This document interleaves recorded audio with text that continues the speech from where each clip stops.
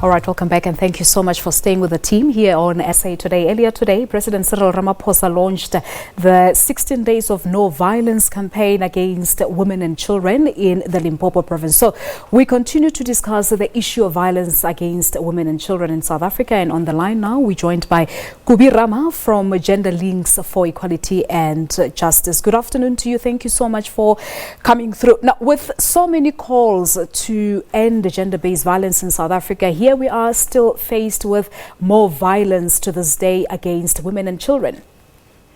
Yes, and I think there are very good reasons for that. I think for a long time we've been inundated with, so many people experiencing gender-based violence, and we are so busy responding. And I think we've lost the prevention agenda.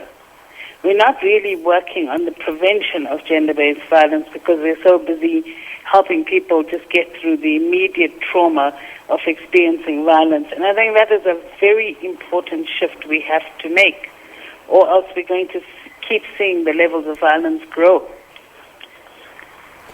But what needs to be done, Kubi, as you say that we are in a way sort of reactive to the situation that's facing us? How do we go about implementing those preventative programs perhaps that you're referring to?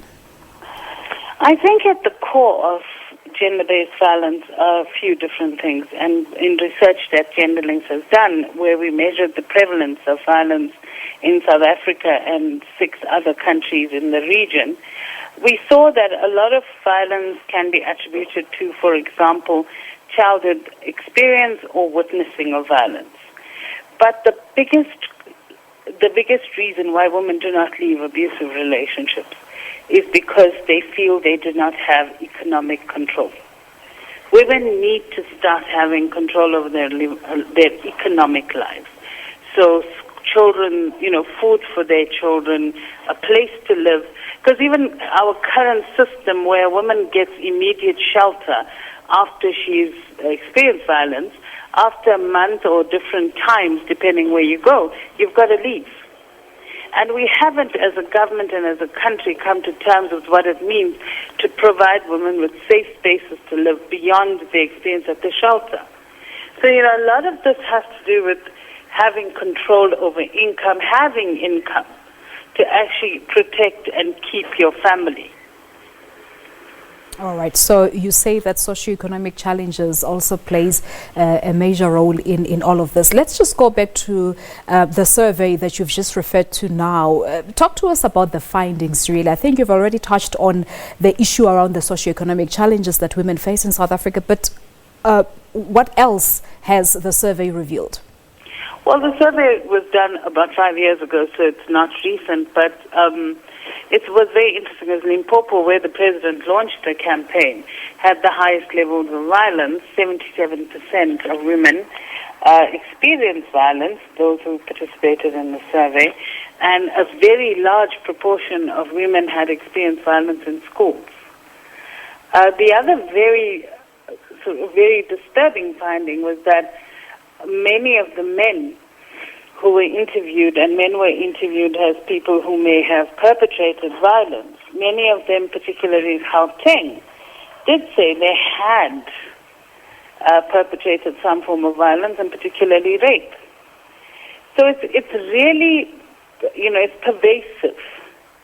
And I think there's experiences all over this country where the lack of consistency with the rape cases, how they're handled, gender-based violence cases, the sentencing, we still haven't cracked the gender justice part of this problem. Our courts are still extremely inefficient. We have sexual offences courts whose primary role is to deal with, anything to do with sexual offences. But often, the same types of problems we see in the normal court system is replicated there. So the question we need to put to the president and the government is really, how do we get the justice system to work better and to work in a way that's equitable for women? But what do you make of the gender-based violence emergency plan that was recently announced by the president? Because one of the pillars of the plan focuses on the justice system and what it does to the victims of gender-based violence? Well, I think it's great that it's there, and I think they've even, I sit on the interim steering committee for gender-based violence, so I have seen the plan.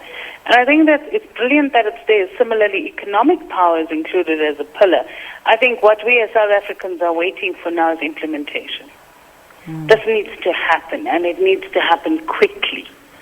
We've been talking the talk for a long time. We need to start walking the walk, and we need to make those plans a reality. And we need to make them a reality in a way that makes a difference in women's lives on the ground. It can't just be at the level of policy and legislation, but it has to change women's lives. So if women need to leave abusive relationships, they need to have an assurance that they have a way of supporting their families, and that when they finish their time at a shelter, there are some forms of secondary housing available. So that they're not then in a position where they have nowhere to stay, so they go back. All right. So quickly, just in conclusion, as you say that we've seen the policies, it looks like the political willingness is also there.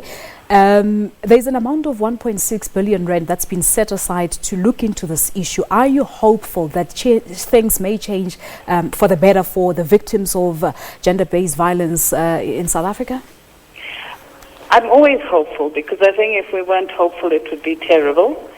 I think we do need to change the discourse around gender-based violence in the media, inclusive of the media.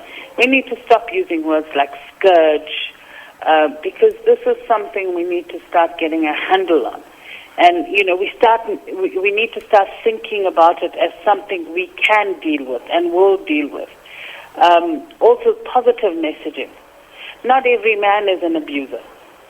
1 out of 6 is an abuser. So, we need to get the other 5 to speak and to start putting out that, this is not the way we should be doing things.